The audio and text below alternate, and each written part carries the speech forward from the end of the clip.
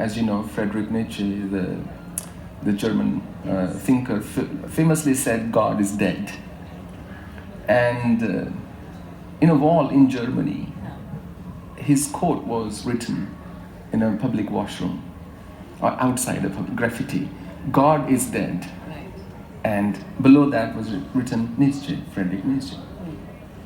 Below that somebody scribbled, Nietzsche is dead, God.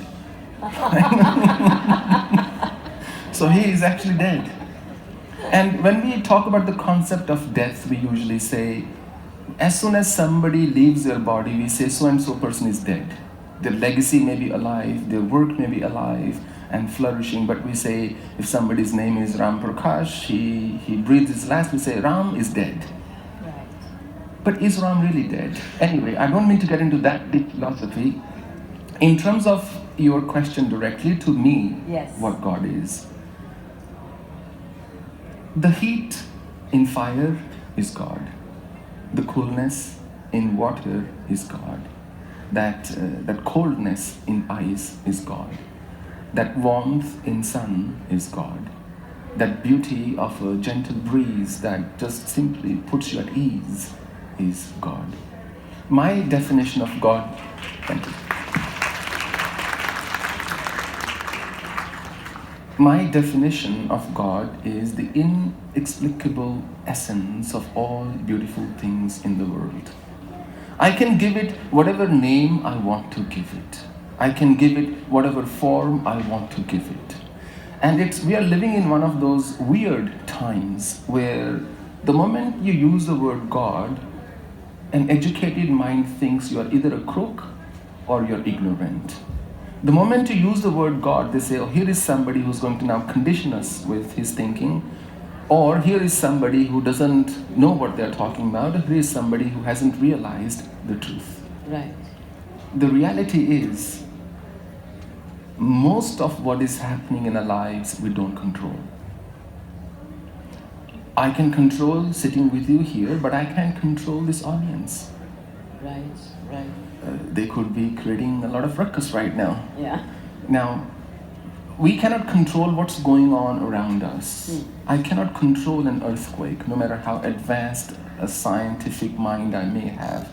I cannot control the bushfires. I cannot control floods and so on. I can mitigate my risk, I can manage them, but I cannot really control them. I'm not saying somebody else up there is calling the shots. I think that is doing great injustice to the glory of human mind. I simply believe that the universe is out there in immense magnitude. Right. Just look at the scale of this massive, infinite universe. This universe is in scriptures called Purushottama, Right. the ultimate being.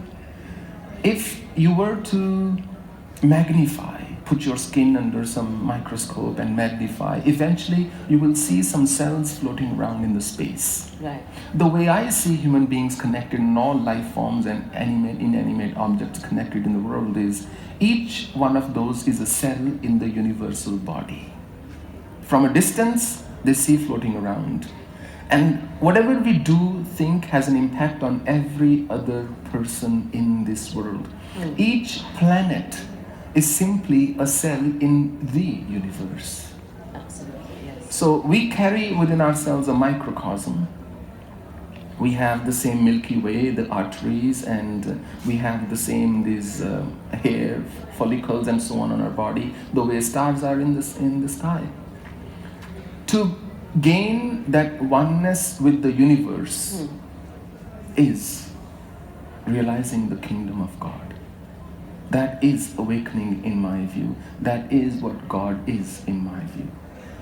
Whether somebody says has a form, doesn't have a form, it becomes immaterial then. Because it is no longer about what you think is right. It is beyond thought. It is a feeling. We know when somebody falls in love, there is serotonin, dopamine, oxytocin that gets released.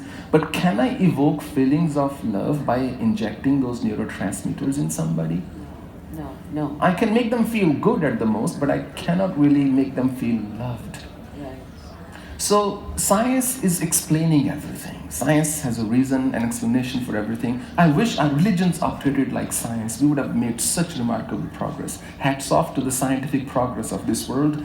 There is a humility in science that is missing in religion. I wish religion had the same humility.